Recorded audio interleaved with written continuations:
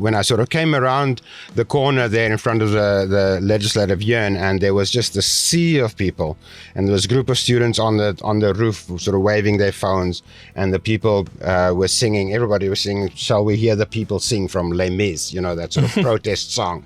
And it was just beautiful. And I realized that this was something quite unique.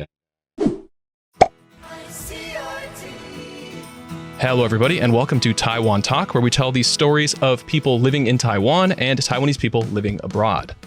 I'm Trevor Tortomasi, and joining us in the studio today, we have Tobie Openshaw. Hi, thank you very much for having me here. Of course. Tobie, can you introduce yourself real quick?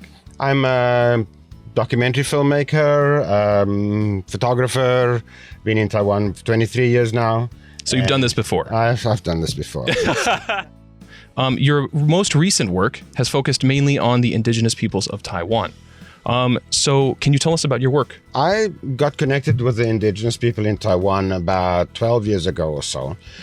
Before I came here, I was working in Namibia as a filmmaker and dealing with indigenous people there. And then I came here and started hearing the stories about the issues and struggles that indigenous people were having here in terms of the colonial past and trying to recapture their language and their culture and some kind of autonomy.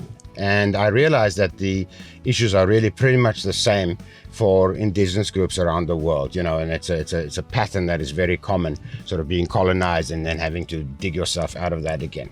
And so I've been working on documentary stuff depending on who's the client, but mostly engaging with things like indigenous hunting rights, which is like really a nexus for language, culture, land, all of those kind of things. And also on the side doing some academic work and writing about that, sort of really getting into that topic now.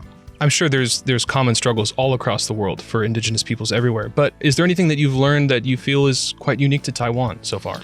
Well, Taiwan indigenous people say, they were colonized twice, right? Once by the Japanese and then by the Han people. So, but I do think that they have maintained their language and culture better than many other groups have. And they are in a very exciting phase right now in terms of gaining the political power to make sure that they can actually work on those things and get those things back. And so it's a very exciting time to be in, because this is a group that is really working on and getting some success in dealing with their issues. So of course you're trying to achieve so much by getting the word out there and helping these people tell their stories. Where else have we seen these kinds of documentaries really get work done? Well, that's actually one of the reasons why I'm also doing more academic stuff, because I'm sort of in academia, there's this divide between practitioner and academic, and I'm trying to sort of get somewhere in between there, because actually academics getting together at conferences and listening to each other and drawing up papers and making submissions to government, that does get work done, and that gets new perspectives out. But I always have to be careful also that, you sort of say getting the people's stories out, but I have to make sure that I am not just yet another old white guy telling somebody else's story, So I try to include as much as possible of indigenous people's own stories and angles and just being able to facilitate people to tell their own stories, because it's not my story to tell. So with your projects in indigenous peoples in Taiwan and around the world, what makes you so interested in this? That's an interesting question, because I come from South Africa. I'm a white Afrikaner male. And that means that I carry the baggage of the sins of apartheid, And so wherever I am, I kind of don't want that baggage. I kind of don't want, if people say, oh, you must, honor your culture. I'm like, which part of the culture? The part that suppressed black people in my country for decades, for generations? No, I don't want to be a part of that. But then dealing with indigenous people, and especially indigenous youth, who are fighting so hard to recapture what they've lost, and to bring that back, that thing that gives them their identity and tells them who they are. I just find that really inspiring. In 2014, Taiwan saw the rise of the Sunflower Movement. A lot of us remember that viscerally. It was a protest movement that was driven by students against a trade pact that would let Taiwan be more vulnerable to pressure from China. And so you were there in the thick of it. Do you remember what was the moment that you realized this was something you wanted to capture and document? Back in South Africa, I dealt with protests a lot, and protests in South Africa could get very violent. And so when I heard that there was a big protest going on, I was worried that that was going to be the result, but I felt I needed to go and cover this. And when I sort of came around the corner there in front of the legislative yuan, and there was just a sea of people, and there was a group of students on the roof sort of waving their phones, and the people were singing. Everybody was singing "Shall We Hear the People Sing" from Les Mis, that sort of protest song, and it was just beautiful, and it was just such a moment, and then also when I saw, even within the first days, how they had set up in the streets things like charging stations for phones, and there were water stations, and people were helping each other and protecting each other, and I realized that this was something quite unique, and I decided to spend as much time there as I possibly can. I wasn't there, all the time, and I only made it into the legislative yuan once or twice, but I was shooting for France 24, a French news agency at that time, and also an international stock news agency. And the main thing about that was just, especially the stock news people, they only wanted violence. They wanted clashes with police. That's all they were interested in seeing. And I kept on trying to explain to them that this is really what this is not about, and that everybody keeping things under control, and the police maintaining their line and the students maintaining their line. That was the story. And it took a while before they realized, or before they were willing to accept some of my material that highlighted that part. And what have you seen sort of start to change since that movement? So look, the Sunflower Movement, in my opinion, there are of course many people who say, oh, they didn't really achieve much. But okay, my opinion personally, the political landscape in Taiwan changed forever.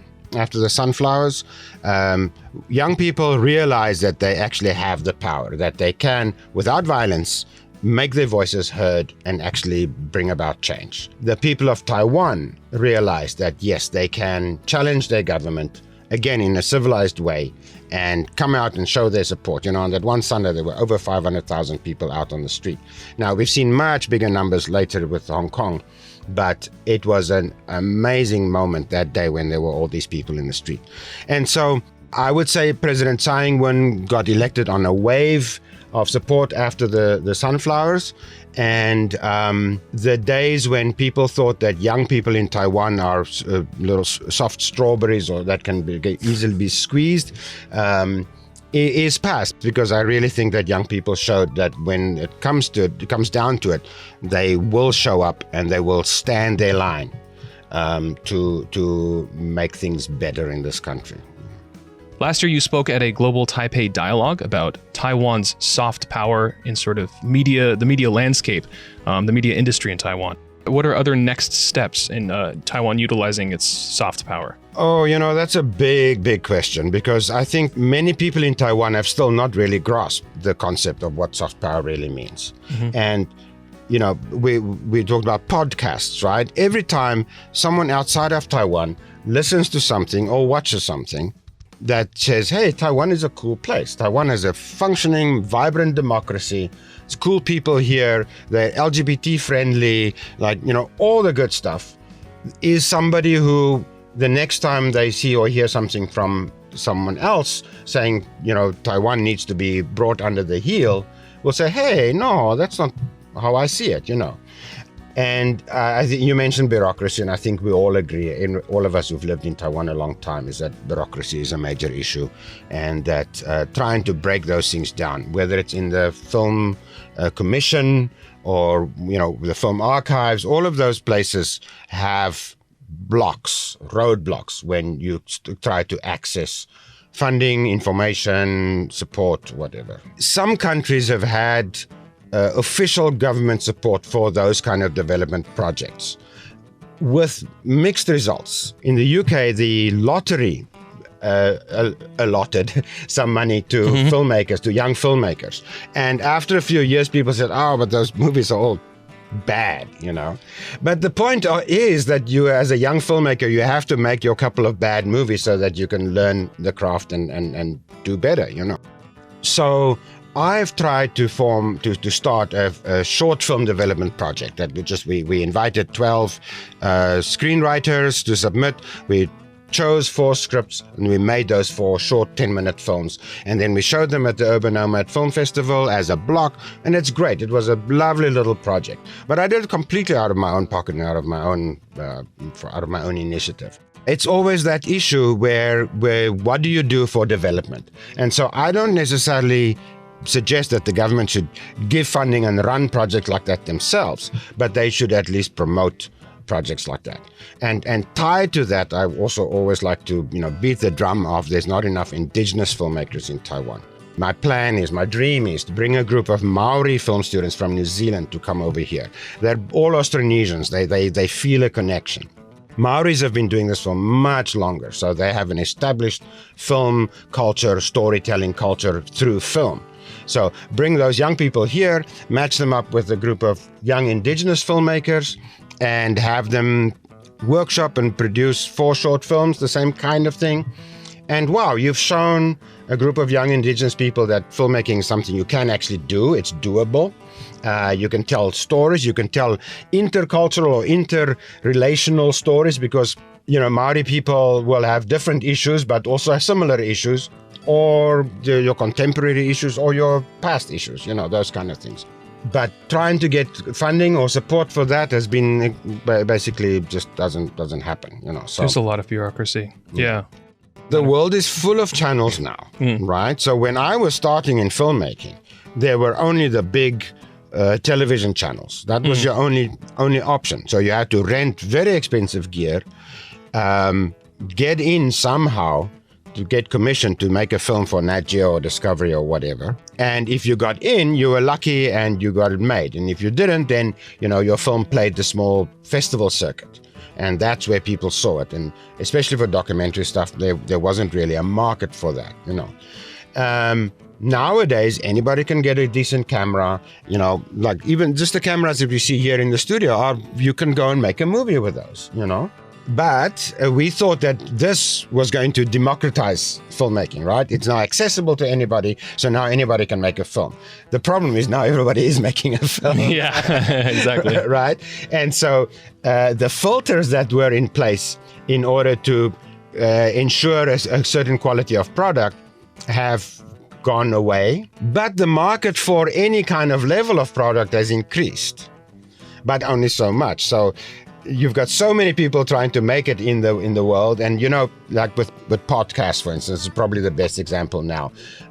So accessible. It's so accessible, and yet so hard to really build a decent audience. And this has been the problem again since day one when people started with publishing or making films or whatever. They write the book and they get it printed, and it sits on the shelf, and they go, "Yay, I wrote the book." Or they make a film, and the VHS tape sits there, and they say, "Yay, I made a film." And then it stops there. And it's like, no, you've got to market the thing. And that's been, as I say, most people who want to be creatives and who want to tell a story and make a film or write a book or whatever it is, create a podcast, fall short in the marketing department.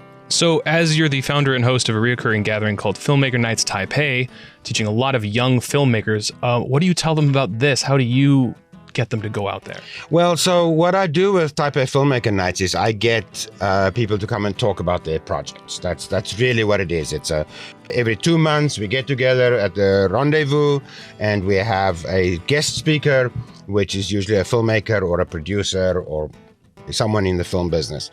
And then when I invite them to come and speak, I always say, what I'd like for you to talk about is the challenges you have and how you overcome them. And almost never do they talk about the technical challenges they have, because we can all, anybody with a bit of experience can deal with the technical challenges. And so then they talk about how they got their film seen, how they got it promoted, and so on. So, Vincent Soberano and his wife, Sarah. Yeah. We Sarah. interviewed her here too, yeah. Oh, there you go. So exactly. They've got their movie out on Netflix, so fantastic for them. So we invite people like that to come and tell us how they did it. What do you see for Taiwan's future in filmmaking? So again, my angle is only as a foreign expat resident in Taiwan. The Taiwan filmmaking scene is a organism all its own. And so Ho Xiaoxian and those guys, started way long ago.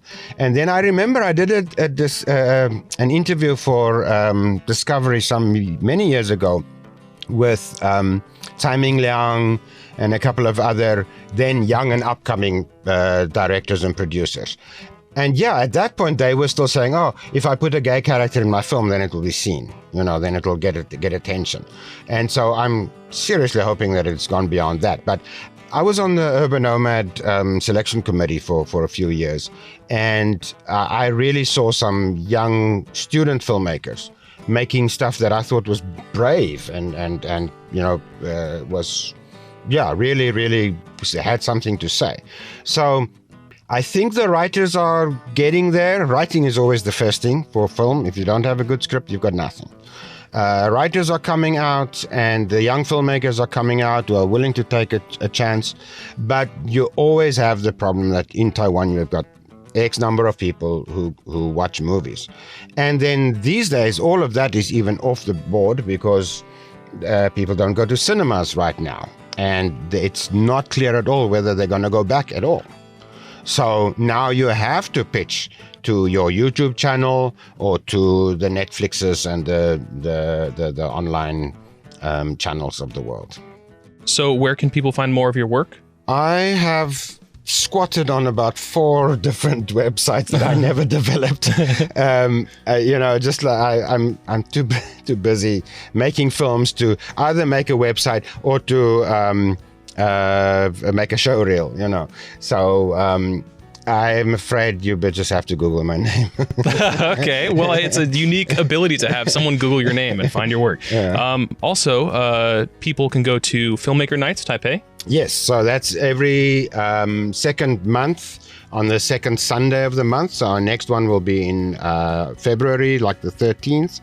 And epidemic providing? Yes, yeah. Yes. If the pandemic does not provide, then we may do a Zoom event. I've done Zoom events before and they were pretty successful.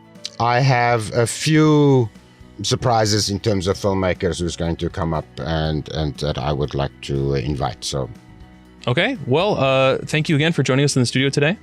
You're very welcome. It's my pleasure always. Okay. And this has been Taiwan Talk. See you next time.